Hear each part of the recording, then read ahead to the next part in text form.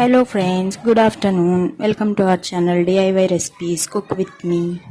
మన ఛానల్లో ఇవాల్టి స్పెషల్ రెసిపీ వచ్చేసి కస్టర్డ్ పౌడర్ అండి. హోమ్ మేడ్ కస్టర్డ్ పౌడర్ ఇంట్లోనే ఎలా తయారు చేయాలో ఇప్పుడు మనం చూద్దాం.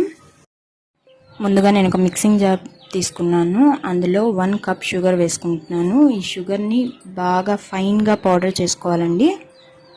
మిక్సీ జార్ అనేది తడిగా ఉండకూడదు. కస్టర్డ్ పౌడర్ పాడైపోతుందండి, ఇది గమనించుకోవాలి.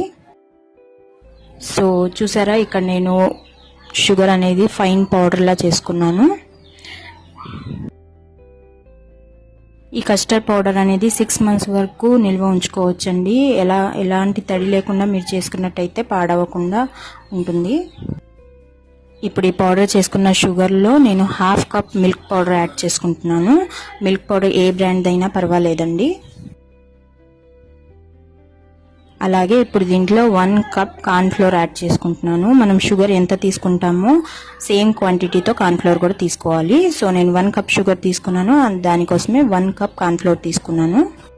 బయట మార్కెట్లో దొరికే కస్టర్డ్ పౌడర్ కలర్గా ఉంటుంది కాబట్టి నేను ఇక్కడ ఎల్లో ఫుడ్ కలర్ అనేది కొద్దిగా యాడ్ చేసుకున్నాను. ఫుడ్ కలర్ అనేది ఆప్షనల్ అండి, మీకు కావాలి అనుకుంటే వేసుకోవచ్చు, లేదా ఈ స్టెప్ అనేది స్కిప్ చేసేయండి. మీకు కస్టర్డ్ పౌడర్లో ఫ్లేవర్స్ కావాలి అనుకున్నట్టయితే ఏదో ఒక ఫ్లేవర్ ఉన్న ఎసెన్స్ వాడుకోవచ్చు. నేనైతే వెనిలా ఎసెన్స్ వేస్తున్నాను. 4 to 5 drops అయితే సరిపోతుంది. ఇది కూడా ఆప్షనలే అండి, మీకు కావాలి అంటే యాడ్ చేసుకోండి, లేకపోతే స్కిప్ చేసేయండి. ఇప్పుడు నేను దీన్ని మళ్ళీ ఒకసారి బ్లెండ్ చేసుకుంటాను. చూడండి, నాకు ఇప్పుడు కస్టర్డ్ పౌడర్ అనేది రెడీ అయిపోయింది.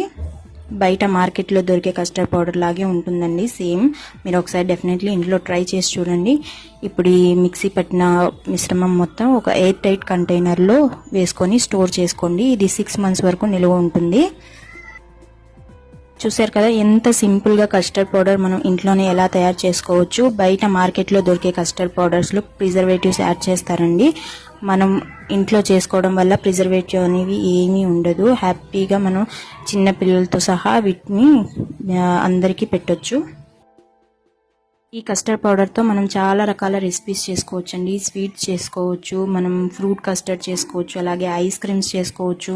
మన ఛానల్లో నేను తర్వాత మీకు ఈ కస్టర్డ్ పౌడర్తో చాలా రెసిపీస్ చేసి చూపిస్తాను. అవి కూడా మీరు హ్యాపీగా ఇంట్లో ట్రై చేసుకోవచ్చు. ఇలా ఈ కస్టర్డ్ పౌడర్ అంతా ఒక ఎయిర్ టైట్ కంటైనర్లో వేసుకొని మూత పెట్టేసుకొని బయటే ఉంచండి, ఫ్రిడ్జ్లో మాత్రం పెట్టకండి. సో బయట ఉన్నట్లయితే మీకు 6 months వరకు నిల్వ ఉంటుంది. సో చూసారు కదా, నా ఈ వీడియో కనుక మీకు నచ్చినట్టయితే తప్పకుండా నా వీడియోని లైక్ చేయండి, షేర్ చేయండి, అలాగే నా ఛానల్ని సబ్స్క్రైబ్ చేసుకోండి. Thank you for watching my video.